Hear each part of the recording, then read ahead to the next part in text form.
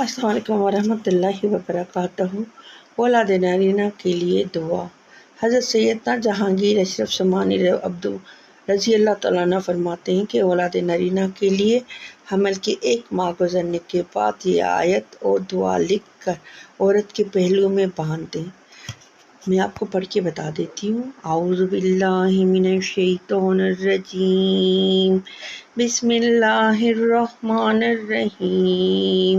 وَلَوْ أَنَّ قُرْآنًا سُيِّرَتْ بِهِ الْجِبَالُ أَوْ قُطِعَتْ بِهِ الْأَرْضُ أَوْ كَلِمَ بِهِ الْمَوْتَىٰ بَلِ اللَّهِ الْأَمْرُ جَمِيعًا إِلَٰهِي حدیث مدی ومددی صلی اللہ علی خیر خلقہ محمد وعلی اجمعین۔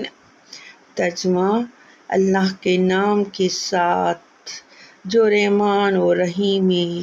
اگر کوئی ایسا قرآن ہوتا جس کے ساتھ پہاڑ دور ہٹا دیا جاتا یا زمین پھاڑ کر چشمے جاری کر دیے جاتے یا اس کے ذریعے فردوں سے کلام کیا جاتا تو پھر بھی ایمان نہ لاتے، بلکہ سب کچھ اسی کے اختیار میں ہے۔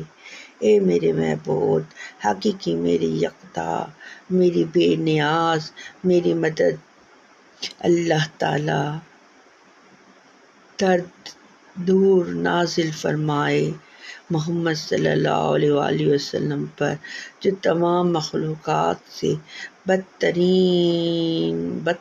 ہیں، اور ان کی تمام آل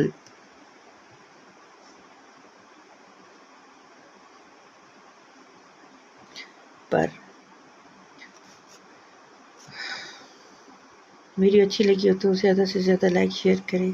جس کو اولاد نارینہ کا شوق ہے وہ اس آیت کو لکھ کے اپنی پہلو میں باندھ دے، انشاءاللہ اولاد نارینہ پیدا ہوگی۔ اللہ کے فضل اور حکم سے۔ یہ حدیث کی ہے، کتاب سے نکالی گئی آیت ہے، یہ قرآن ہے، یہ حق ہے، یہ سچ ہے، اس پہ بھروسہ کریں۔ بات یقین کی ہوتی ہے، جب آپ کو یقین ہوگا نا تو آپ کے سارے کام ہو جائیں گے۔ آپ کو یقین نہیں ہوگا نا، چاہے کچھ بھی پڑھ لو، دن رات سجدوں میں بیٹھے رہو، کوئی کام نہیں ہوتا۔